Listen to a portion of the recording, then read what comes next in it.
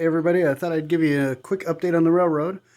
Let's see, staging tracks are all in, and I've got all of my rolling stock or cars on the layout where they're supposed to be, based on my operations schedule that I've got set up in the computer. These are the cards down here that show the jobs to be done. Each one of those cards corresponds to a train. And they have work to do, like if you look at this one right here, you can see set out these cars to the feed mill, pick up these cars from the hopper shed at the cement plant, move other cars into the hopper shed, etc., etc. Anyway, so that's set up and ready to run. I've tested a couple and it worked well. So there's staging. See if I can give you a wide view of it. Staging's all ready to go. I've got all the frog juicers wired all the way through the layout now. All of the track is installed. Next step will be to drop feeder wires to each individual section of track all the way around the layout so that I've got good power everywhere. I went ahead today and just put a quick coat of kind of a tannish earth-colored paint on most of the foam.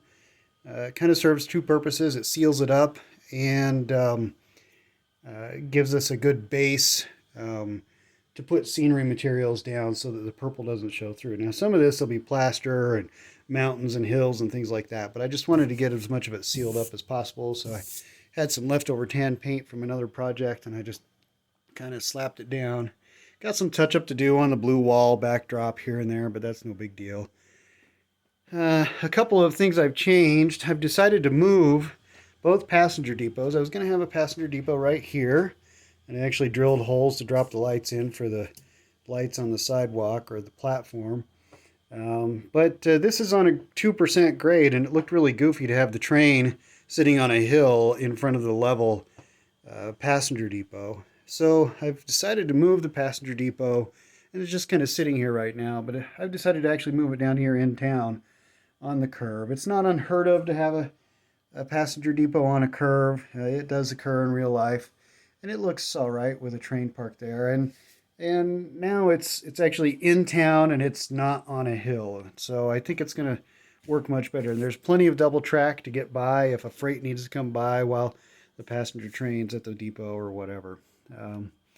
So that's something I've changed. I've changed the other one too, I think. I'll show you that when I get over there. Got these sidings all done. I don't remember if these were done in the last video. I've got this siding done for Rogers Brothers and the siding for the fuel depot. I may move the turnout for the fuel depot back here a little further, and I'll show you why.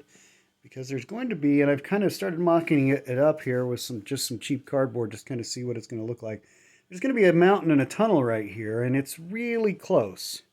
So I may back this up this way so that there's a little more room between it and the mountain.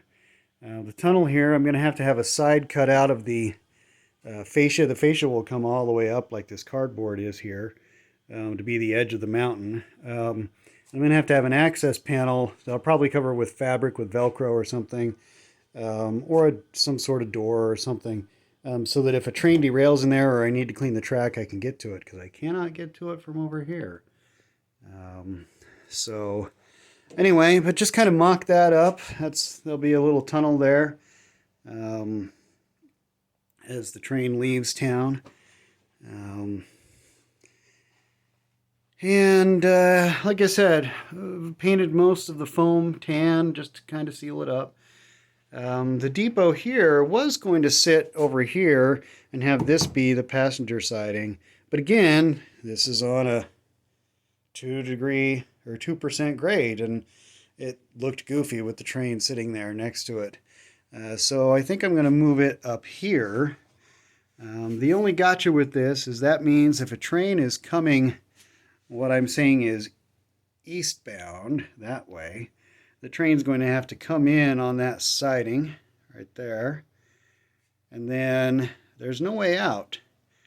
So it will have to back out of the the siding back onto the main to continue on, and vice versa. If a train is coming, what I'm saying is west, which is westbound, which is that way, the train's going to have to go past that turnout up there and then back into the siding.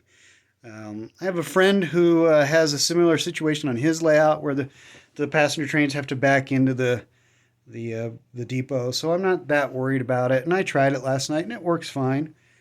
So I think I'm going to go with that. Just again, aesthetically, it's level that way. You can see I've got cars set out at the feed mill and at the cement plant here, and kind of experimenting with something to do with a baggage or mail car with the freight depot. I haven't completely decided that yet. But that's it. As I said, all the track is in, except for a couple of changes I might make that I've mentioned. Oh, and I might move this turnout, use the curved turnout and put it back here so that I can extend this passing siding up here to have a little bit more room. But I haven't decided if that's actually going to work yet. So I'm looking at that. I think that's about it. I think I showed the control panel before for the motorized turnout that's up here. I'll show that again. It's hard to reach this one, so I put it on a switch machine so that it'll move by itself, so you don't have to reach it and throw it. And this is the control panel for that. The LED shows which track it's switched to. So if I flip that, it'll show that it's now switched to that track. Anyway, I think that's about it for now. Oh, no, I wired up an electrical control panel for the staging track. So these are the staging tracks for trains that are eastbound and the staging tracks for trains that are westbound. The switches just turn power on to that particular track so that I don't have 10 locomotives sitting there sucking power when they're not running on the railroad. You can just turn the track off. That's all. It's temporary mounted. I'm going to put it on an angle like the other control panel I just showed you. But it's there and it's all wired up and it works. And then this switch right here switches all power from the control unit, from the entire layout to this one single track here, which is a programming track, so that when I get new locomotives or want to speed match locomotives and program the decoders in them for speed tables or whatnot, I can do that because this doesn't support a separate programming track like a lot of higher end DCC systems do. So I have to throw the switch over here so that I don't accidentally program all of the locomotives with the same number or whatever. So that's what that switch does there. I think that's it for now. I'll post another update when I've got it.